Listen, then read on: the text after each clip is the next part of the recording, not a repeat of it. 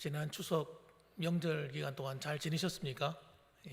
얼굴들 뵈니까 네, 잘 지냈습니다. 그런 것 같은데요. 또 감사하게도 또 이렇게 추석 마지막 날, 명절 마지막 날 또 이렇게 또 밖에 단비가 내려가지고 대지가 좀 식혀지는 것 같아서 감사하기도 합니다.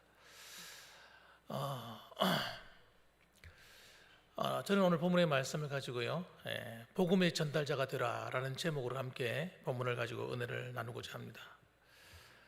바울은 복음이 어떻게 자신에게 주어졌는지에 대해서 누구보다 확실히 아는 사람이었습니다. 우연히 어쩌다가 예수 믿은 것이 아니고 실수로 어디 소가 뒷바질하다가 보니 예수 믿은 것이 아니라는 거예요. 너무나도 정확하게 분명하게 하나님으로부터 받은 구원의 복음인 것을 확실하고 있어서 확신하게 믿었습니다. 그럴 수밖에 없는 거지. 그래서 누가 와서 야, 네가 뭔데 복음을 전한다고 그래? 라고 질문하더라도 이 바울은 너무나도 확실한 믿음을 갖고 있었습니다. 이걸 갖다가 어떻게 표현했느냐? 오늘 성경 말씀 보면 16절 말씀에 보면 이렇게 말했어요. 이 은혜는 이렇게 이 은혜는 하나님이 자신에게 베풀어 준 이 구원의 은혜는 이렇게 표현하는 거예요. 여러분, 바울에게만 이 은혜가 있겠습니까? 아마 이 자리에 모신 여러분들에게도 다 나름대로 하나님이 베풀어 주신 은혜가 있는 줄 믿습니다. 이 구원의 은혜, 구원의 은혜. 그래서 여러분, 구원의 은혜가 있기 때문에 여러분, 우리가 이 믿음의 생활이 가능해지는 거예요.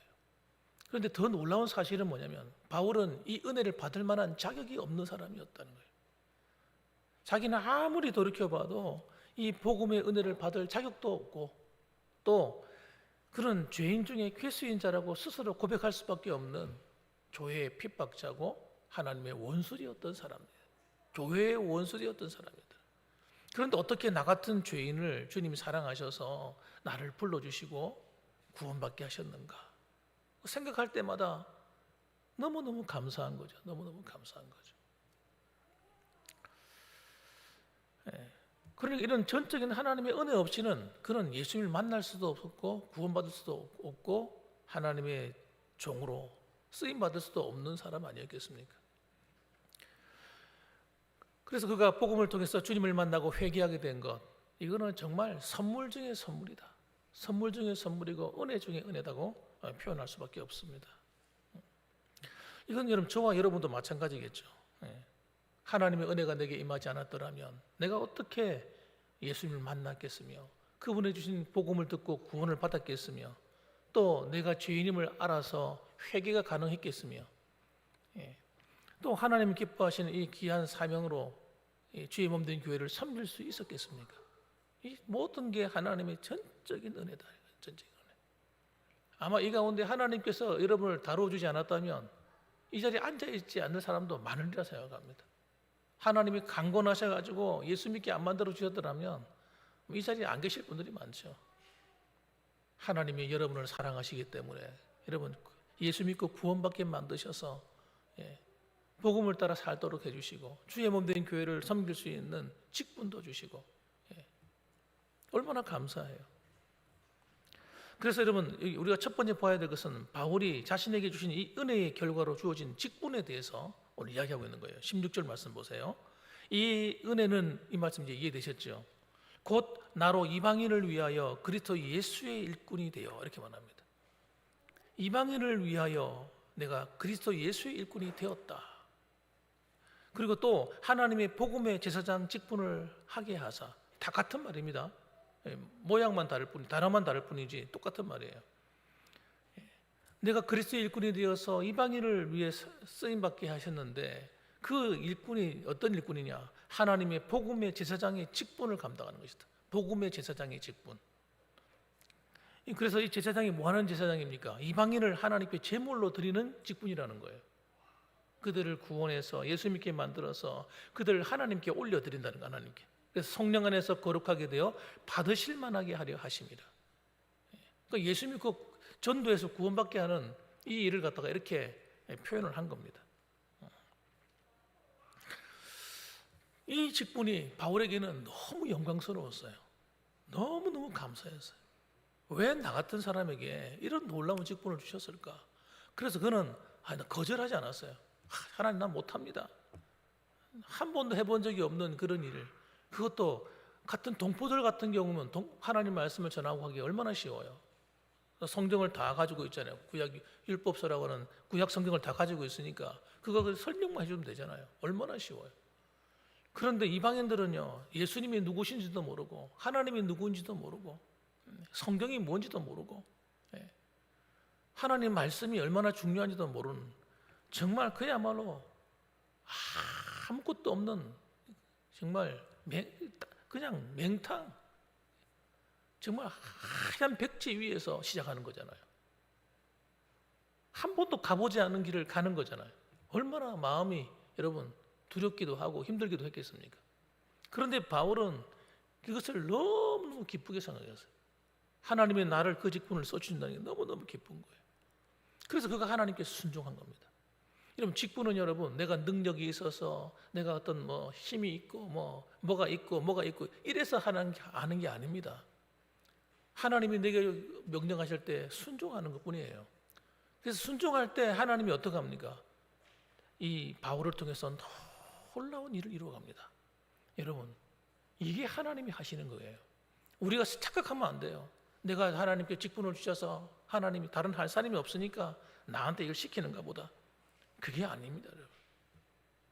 하나님이 나를 너무 사랑하시기 때문에 이 직분을 주신 것이고, 이 직분을 순종만 하면 그 다음에는 하나님이 힘 주시고 능력 주시고 감당할 수 있는 물질 주시고 건강 주시고 하나님이 하시는 거예요. 그걸 어디 얘기합니까? 18절에 얘기합니다. 18절 한번 볼까요? 18절 제가 한번 읽어볼게요. 그리스도께서 이방인들을 순종하게 하기 위하여 나를 통하여 역사하신 것 외에는 내가 감히 말하지 아니하노라. 그리스도께서 이방인들을 순종하기 위하여, 무슨 말이에요? 그들이 예수 믿고 복음을 듣고 복음에 아멘 하고 예수님을 영접하게 되는데 이거 내가 한 게 아니라는 거예요. 나를 통하여 하나님이 역사하셨다. 일하셨다는 거예요. 내가 무슨 능력이 있어가지고 그 사람들을 하나님께로 인도할 수 있는 게 아니고 나는 그냥 가서 이방인들에게 복음을 전할 뿐이라는 거예요. 그런데 하나님이 나를 통해서 놀랍게 역사하셔가지고 이방인들이 하나님 복음에 순종하게 되었더라는 거예요. 또 19절 보세요. 그래서 그 일은 말과 행위로 또 표적과 기사와 능력으로 성령의 능력으로 이루어졌으며 이렇게 말합니다. 여러분, 그 일은 말과 행위로, 이 말과 행위는 누가 했습니까? 바울이 한 겁니다. 바울이 순종한 거예요. 아니, 나는 못해요 이러면 안 되잖아요. 그래서 하나님이 무엇을 통해 역사하시냐면요, 우리의 순종을 통해서 역사하세요. 우리가 노 하면 하나님의 일은 일어나지 않는 겁니다. 그런데 나는 할 수 없고 나는 형편도 안 되고 건강도 안 되고 나는 여러 가지 경제적으로 어렵고 모든 것이 부족해도 하나님 내가 하겠습니다 하고 순종하면 그때부터 하나님이 하는 거예요. 그래서 뒤에 보세요. 말과 행위로는 바울이 순종했고 그 다음에는 표적과 하나님의 놀라운 표적이 일어나는 거예요. 예. 기사가 막 일어나는 겁니다.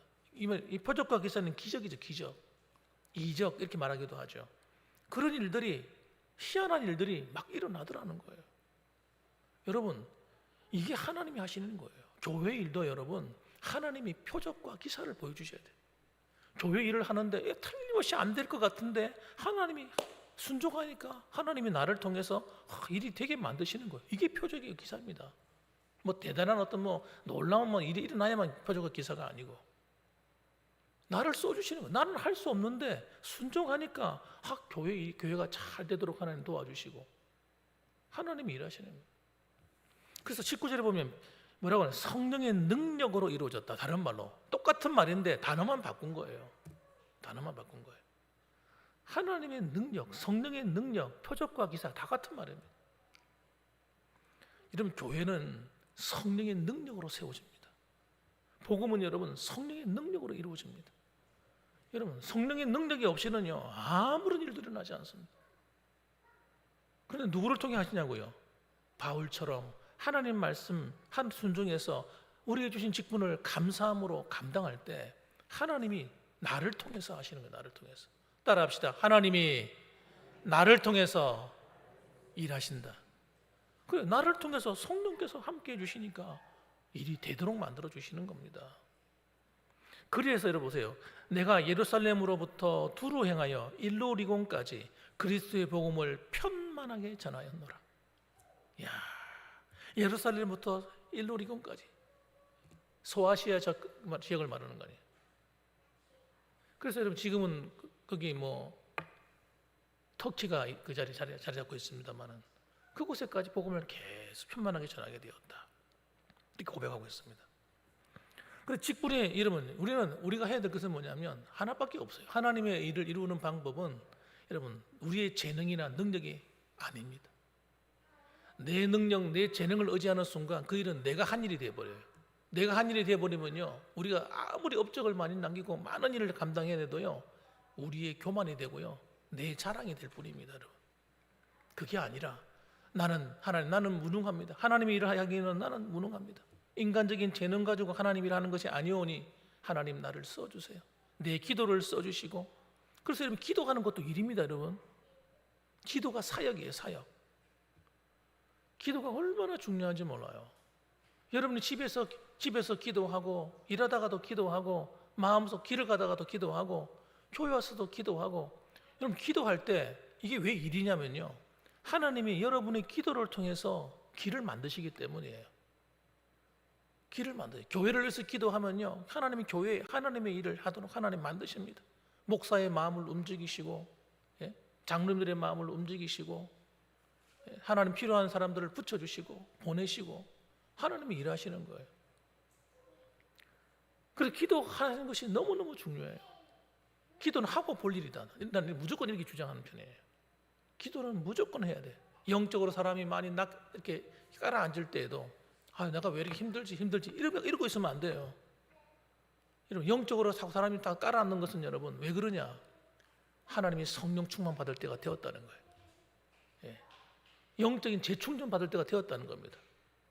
자동차 배터리를 오래 쓰다 보면요 이게 나중에는 배터리를 아무리 충전해도 충전이 안 될 때가 와요.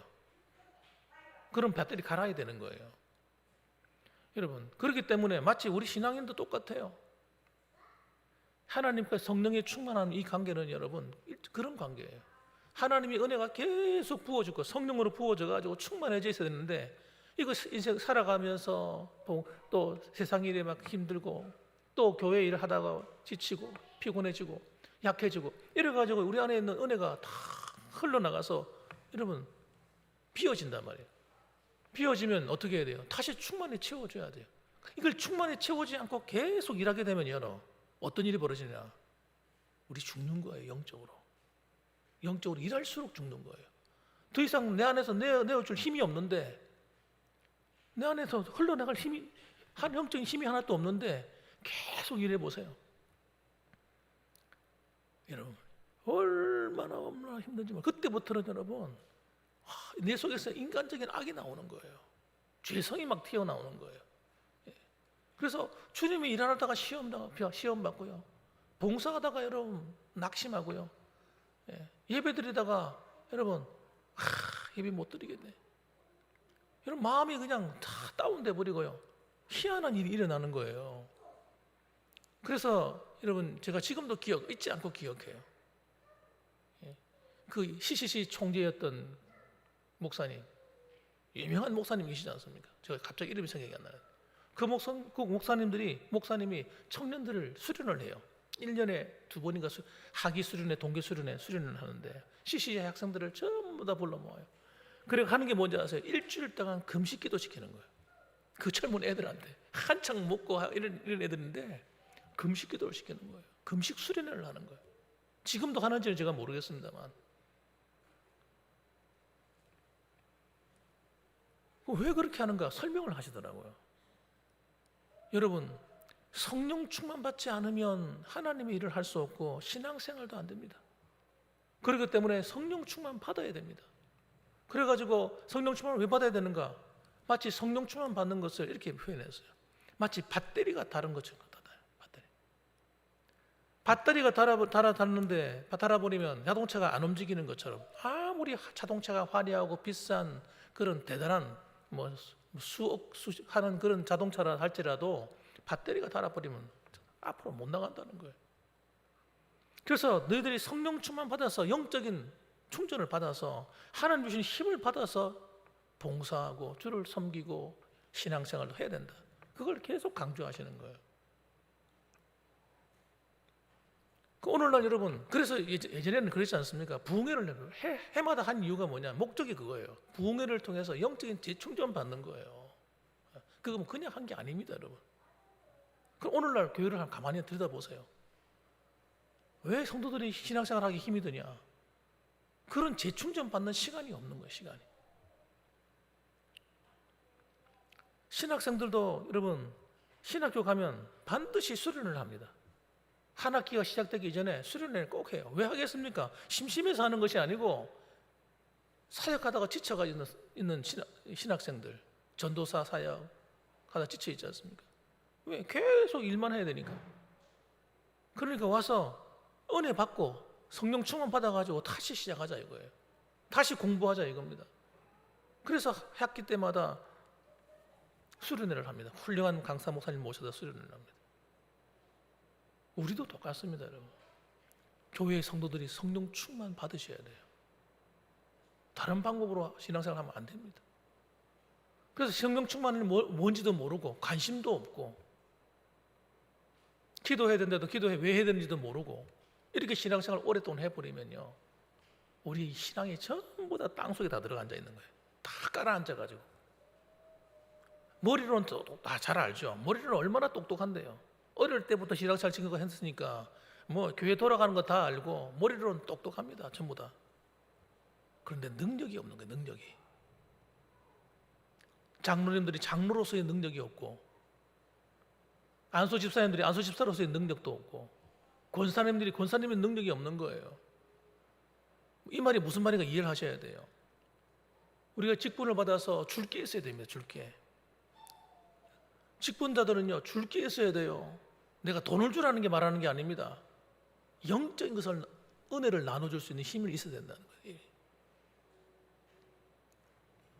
영적인 것을 서로 충족시켜주고, 부족할 때 나눠 은혜를 위해서 기도만 해줘도 그 장로님이 나를 위해서 기도해 주니까 힘이 나.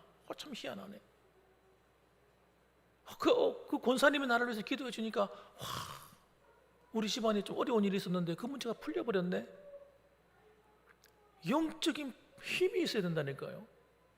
직분자는요, 영적인 힘이 없으면 소용없는 거예요. 그 직분이 무슨 의미가 있겠어요? 저는 하나님께 감사하는 게 뭐냐면, 여러분, 우리 봉안교회가 그런 길로 갈 수 있도록 제 마음을 계속해서 이렇게 부추기니까 하나님께서. 저도 그런데 관심이 없고 그냥 편안하게 육신적인 편안을 쫓아서 목회하면 얼마나 좋습니까? 하나님이 계속 제 마음에 불을 지르는, 그 길로 가면 안 돼. 영적으로 망하는 길로 가면 안 돼. 영적으로 사는 길로 가야지. 저는 그래서 여러분이 피곤하고 힘든 거 다 알아요. 왜 모릅니까? 저도 밖에 나가서 조금만 일해도 저도 힘들고 어려운데 이 더운 날씨에 일 좀 해보세요. 전신이 아프지. 안 아픈 데가 어디 있겠어요? 몸도 지쳐가 더위 먹어가지고 기력도 세지고 막 힘도 하나도 없고, 나이도 젊은 나이도 아니고 나이도 70, 80인데 지금 웬만하면 7, 80이잖아요. 60대면 진짜 젊으신 분들이고. 그런데도 여러분, 저는 기도하라고 말씀하는 거예요. 정신 차리고 기도해야 됩니다. 젊을 때 이런 훈련을 받아 놨어야 되는데, 젊을 때 이런 영적인 훈련을 안 받아 놓으면 몸이 안 비어 있어요. 안 비어 있어. 저는 젊을 때 이거를 다 몸에 배인 사람은요, 지금도 그렇게 삽니다. 지금도. 기도 안 하면 못 살죠. 기도 안 하면 견딜 수가 없어요. 하나님 아무리 바빠도 성경 안 읽고는요, 못 견디는 거예요. 이게 영적인 생활이 몸에 배인 사람들은요, 그게 한 습관처럼 내 몸에 탁 배어서 좋은 습관이 되어 있는 겁니다. 그럼 나이가 들어도요, 그 길로 갑니다. 그리고 성도들이 그 길로 안 가는 성도들 만나면, 집사님 기도해야 됩니다. 그 힘든 것은 힘든 것은 기도 안 해서 그런 겁니다. 이렇게 가르쳐 줄 수가 있는 거예요. 그러니까 여러분, 하나님은 이 성령의 충만함 받지 않고서는 주의 일도 안 될 뿐더러 바울이 바울 될 수도 없는 겁니다, 여러분. 그걸 바울이 아는 거예요. 그래서 그는 입을 열면 하는 이야기가 뭐예요? 자기를 자랑하는 것이 아니고 자기는 죄인의 괴수라고 자꾸 이야기하고, 자기는 사도 중에서 제일 작은 자라고 이야기하고, 항상 보면요 그렇게 얘기를 해요. 그러면서 뭐라고 말해요? 자꾸 성령님께서 하나님이 하신다, 그 얘기를 하는 겁니다. 내게 능력 주시는 자 안에서 내가 모든 걸 할 수 있다, 내가 하는 것이 아니다, 주님이 하신다, 이렇게 자꾸 얘기하는 겁니다. 바울은 복음의 개척자였습니다. 20절 말씀 보면 이렇게 말합니다. 또 내가 그리스도의 이름을 부르는 곳에는 복음을 전하지 않기를 힘썼노니 이는 남의 터 위에 건축하지 아니하려 함이라. 복음을 전하는데 바울에게는 사명이 이방인들이 전하는 사명인데, 그건 거기다 하나를 더했습니다. 뭐냐면 다른 사람이 복음을 전하는 곳에는 내가 전도하지 않겠다. 난 복음의 불모지만 찾아다니며 복음 전하겠다, 이렇게 마음의 결심을 내는 거예요. 그래서 남의 터 위에 건축하지 않는다는 말은 다른 사람들이 교회 세워놓은 곳에 가서는 나는 전도하지 않겠다는 거예요. 그래서 여러분, 이 사명이 모든 사람이 그런 건 아닙니다. 어떤 사람은 교회를 바울처럼 세워놓으면 그곳에 가서 교회를 잘 관리하고 교회가 더 잘 서도록 가르치고 하는 이런 사명을 받은 목회자도 있는 거고 선교사도 있는 겁니다. 바울하고 다 똑같은 건 아닙니다. 바울이 이렇게 했으니까 모든 사람 다 이렇게 해야 돼, 이런 뜻은 아니에요. 그러니까 이 말씀은 바울에게 주신 말씀이에요. 여기서 중요한 단어가 뭐냐면 이거예요. 그가 이 복음을 전하려고 했다는 게 중요한 겁니다. 그래서 그는 일부러 교회가 없는 곳, 복음의 불모지 이런 것만 찾아다니면서 하나님 말씀에 순종해서 이방인들에게 열심히 복음 전합니다. 그런데 보세요, 희한한 게 뭔가 보세요. 그렇게 하면 힘들고 안 될 것처럼 보이잖아요. 힘들고 안 될 것처럼 보이는데 그렇지 않은 게 놀라운 거예요. 하나님이 그렇게 순종하니까 가는 곳마다 하나님이 사람을 준비시켜 주는 거예요. 예를 들면 마게도냐로 전도하러 갔을 때입니다.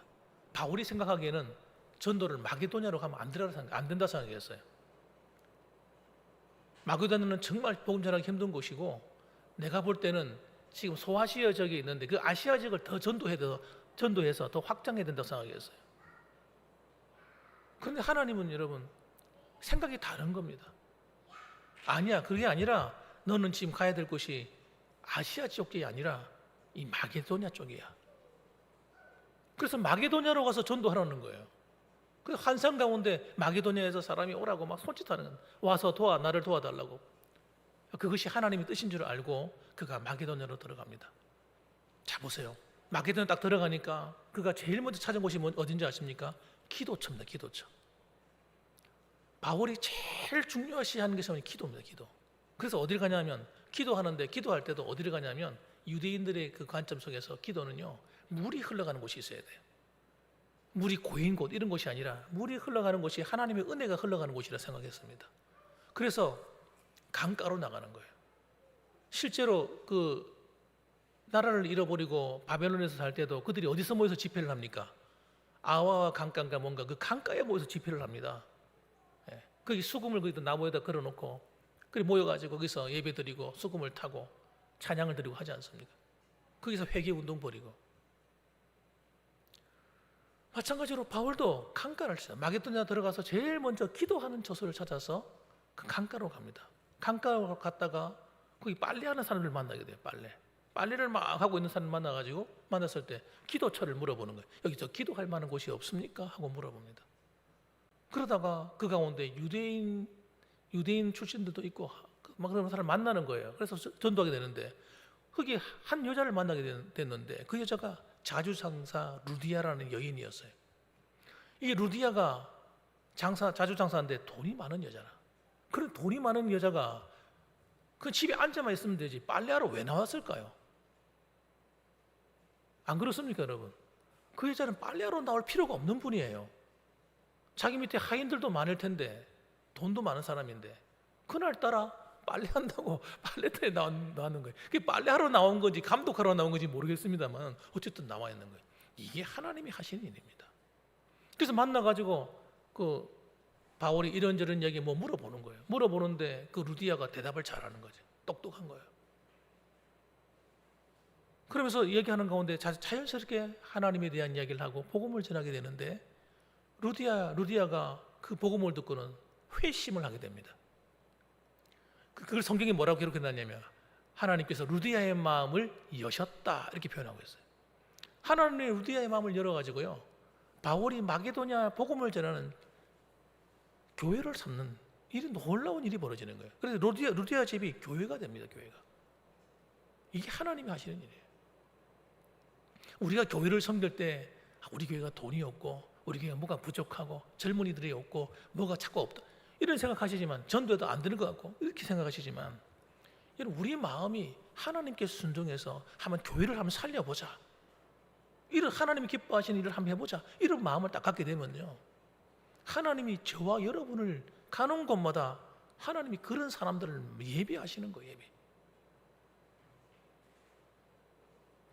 하나님이 예비하셔요. 그래서 루디아 같은 사람을 만나게 하시는 거예요. 우리가 평소에 하나님과 간편을 전도하는 데 관심도 없고 우리 교회가 잘 되는 데 관심도 없고 잘 되다 마다 빨리 살다가만 하나님께 가면 그만이고 이렇게 생각하고 신앙생활을 하면요, 이런 일이 안 일어나는 거예요. 기적이 안 일어나는 거예요.